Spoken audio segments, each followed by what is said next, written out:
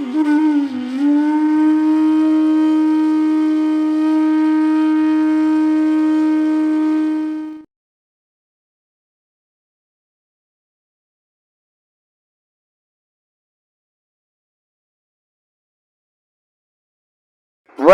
વલ્લભ જે ભજે સદા સોહિલો હોય. વલ્લભ વલ્લભ બોલે ને સદાય સૌભાગ્યશાળી. સોહિલો એ આનંદમાં જ રહેતો હોય. એટલે સત્સંગમાં હું એક વાત તો બોલું કે વલ્લભનો દાસ કદી ન હોય ઉદાસ, અને જો હોય ઉદાસ તો ના હોય વલ્લભનો દાસ. વલ્લભ વલ્લભ જે ભજે સદા સોહિલો હોય, એ આનંદમાં જ રહે, બીજા કો વિચાર ના આવે. એને વલ્લભ ઉપર વિશ્વાસ હોય, એને શ્વાસે શ્વાસે વલ્લભ હોય, એટલે એને અવિશ્વાસ નો કોઈ સવાલ જ નહીં. એના મનમાં એક જાતનો આનંદ હોય, કારણ એ જેટલું વલ્લભ વલ્લભ નામ લે એટલી એની આનંદની ડબલ ને ત્રબલ ને ચોબલ ને એટલો આનંદ વધતો જાય. વલ્લભ વલ્લભ જે ભજે સદા સોહિલો હોય, કાયમ આનંદમાં જ. એનો વિશ્વાસ દ્રઢ છે વલ્લભ ઉપર. આસરો એક શ્રી વલ્લભાધીશ્વ, દ્રઢ એના ચરણ ન કેરો પરોત. વલ્લભ થકી પડે સર્વસેલો, જો પે શ્રી વલ્લભ પ્રગટ ના હોતે, વસુધા રહેતી સુની નાતર, વસુધા રહેતી સુની. વલ્લભ ને શરણે જઈએ, રહીએ આનંદમાં. તો વલ્લભ વલ્લભ જે ભજે સદા સોહિલ, એ આનંદમાં જ રહેતો હોય. એને કોઈ ટેન્શન ન હોય, એને દ્રઢ વિશ્વાસ. આજે ઘણા ઠાકોરજી પુષ્ટ કરાવ્યા પછી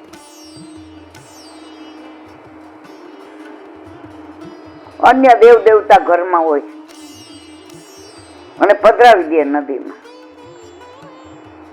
પછી કયો તો મને અનુભવ એક, એ દિવસે એમને જોરદાર તાવ આવ્યો અને એના વરે બોલ બોલ કરે ઊંઘમાં. હવે બેને ઊંધો વિચાર આવ્યો કે આપણે ઠાકોરજી ઘરમાં પધાર્યા અને આ બધું પધરાવી દીધું એટલે આપણા ઉપર રોઈ થાય. રાતના 11:30 ફોન, લીલાબેન હવે શું કરી, આવું થયું. મેં તો મારા વાલા તમે કેવા નસીબદાર છો કે જેમ પેલા તમારા ઓલા બધા ચિત્રજી હતા એને પધરાવી દીધા તો ઘરમાં જગ્યા થઈ ગઈ. હવે એ જગ્યા એના નામની નો રહી. મને કે ના, તો તમારા બધા વિચારો બહાર નીકળી ગયા છે, એટલે હવે તમે ચોખ્ખા ને સ્વચ્છ થાવ છો, એટલે સવારે સરસ થઈ જશો. સવારે 8:15 ફોન આવ્યો, બે એકદમ સરસ છીએ અને અત્યારે 8 અમને ઠાકોરજીની સેવા કરે. વલ્લભ વલ્લભ જે કહે સદા સોહિલો હોય, દુઃખ પાચે દારિદ્ર ટરે, બેરી ન હોય કોઈ. વલ્લભ વલ્લભ કરે ને એને દુઃખ હોય જ નહીં, એને દુઃખ ની ખબર જ ન હોય. દારિદ્ર ટરે એટલે કરોડા રૂપિયા આવી જાય ને, એના વિચારોમાં કરોડો સારા વિચાર આવી જાય, પછી એને જરાય ટેન્શન ન થાય.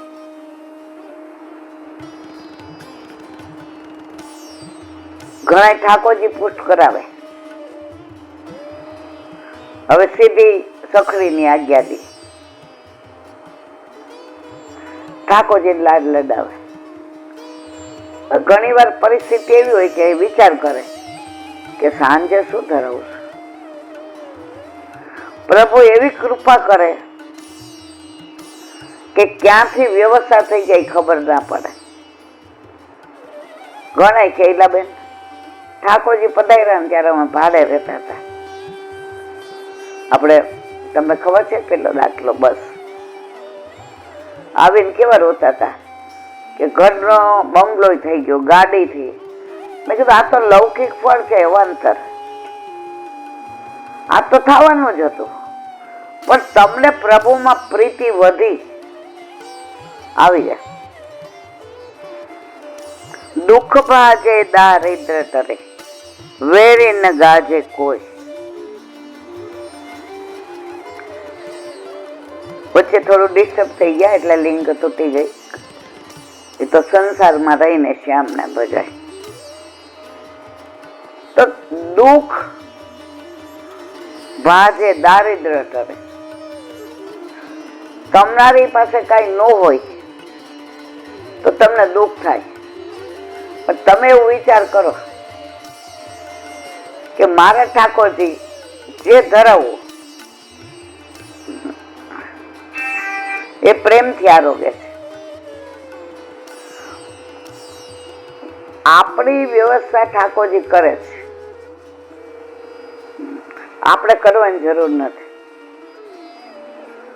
આપણે હોશિયારી કરવા જઈએ કે હું કરવું, ઠાકોરજી કે લે કર, મારે એકની ચિંતા ઓછી. વેરીને એને કોઈ દુશ્મન જ ન હોય, એને બધા બને,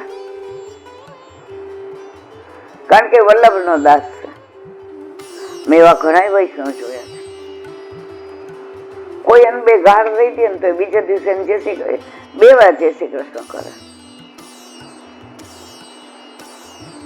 40 વર્ષ પહેલાની વાત છે,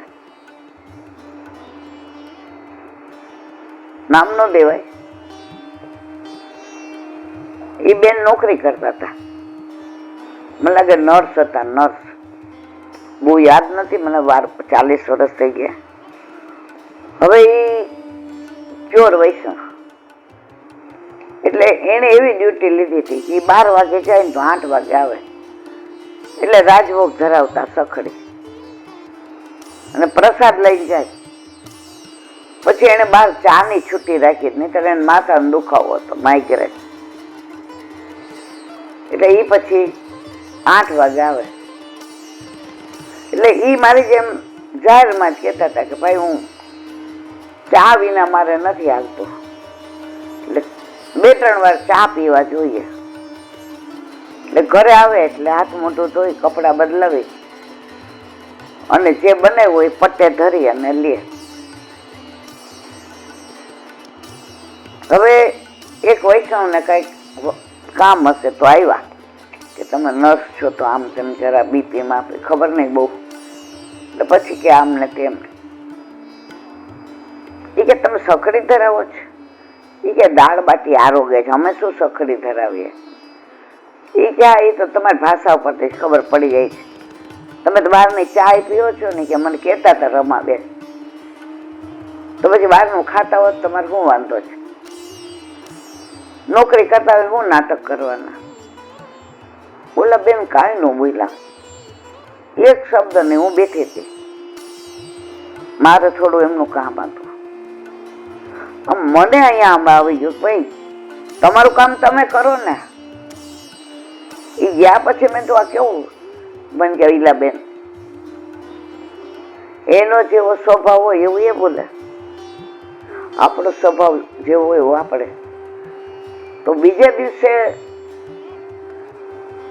એ જ્યાં નોકરી કરતા હતા ત્યાં આ ગયા, કઈક ડાયાબિટીસ વધી ગયો હતો, એટલે પગમાં બહુ જ એને ભાર લાગતો હતો અને પગના તળિયા બહુ ઓલા થઈ. તો એ લાઈનમાં ઉભા હતા. ઓલા બેન એને અંદર બોલાવ્યા, જે બેન નર્સ. એ કે આવતા રહ્યો, તમારાથી ઊભું નહીં રહેવાય, હું તમારી વ્યવસ્થા કરી દઉં છું. ડોક્ટર ને બતાવાય જોડે ગયા, દવાઈ લખાવડાવી. મને કે પછી એ બેન ગયા ને ત્યારે એના મનમાં ગ્લાની થઈ કે મેં ખોટું કીધું. એટલે બેન ઊંડ કે મન કે વે જાને મેરે મન જગદીશ. એટલે આવા ભગવતીઓ હોય છે